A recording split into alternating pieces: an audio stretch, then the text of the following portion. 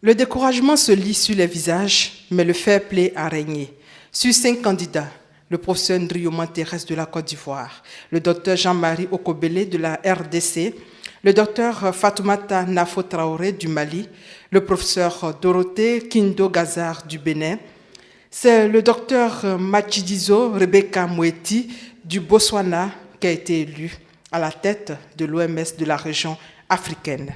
Je remercie tous mes collègues qui ont été des concurrents et j'avais beaucoup aimé l'esprit dont nous avons fait ce travail et nous nous sommes mis d'accord que nous allons travailler ensemble dans le futur pour améliorer la santé des Africains. Elle succède ainsi à Dr Louis Sambo qui a dirigé l'OMS pour l'Afrique pendant 10 ans. Dès que le verdict est tombé ce matin, la délégation ivoirienne a souligné que la candidate de la Côte d'Ivoire n'a pas démérité. Elle a fait une très bonne prestation au grand oral hier et tout le monde s'est accordé pour reconnaître qu'elle avait les qualités et les capacités pour diriger cette organisation.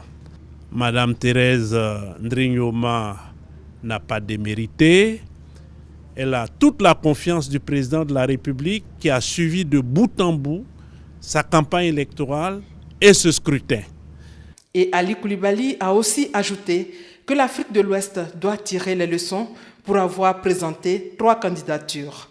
Nous payons le luxe d'avoir aligné 3 candidates de l'Afrique de l'Ouest, alors que nous aurions pu faire preuve de solidarité pour avoir ce poste prestigieux de directeur régional de l'OMS. Pour le ministre ivoirien de la Santé, il y a des choses à revoir au niveau de l'OMS. À l'avenir, il faudra également que certaines dispositions qui ne figurent pas et qui représentent un vide juridique dans les textes de l'OMS en tant que ministre de la Santé, je pense que je vais soulever cela lorsque nous allons nous trouver en session. Il faudrait que les textes de l'OMS soient clairs. La candidate de la Côte d'Ivoire, celle qui a placé la santé au cœur de l'émergence, garde toujours espoir. Je garde beaucoup d'espoir pour me mettre au service de l'Afrique à d'autres occasions. Et je voudrais franchement remercier le président de la République pour la confiance placée en moi, pour tous les efforts qu'il a fait, son implication personnelle. La candidate du Botswana élue sera présentée au conseil exécutif de l'OMS qui va entériner son élection en janvier 2015 avant sa prise de fonction en février 2015 pour 5 ans.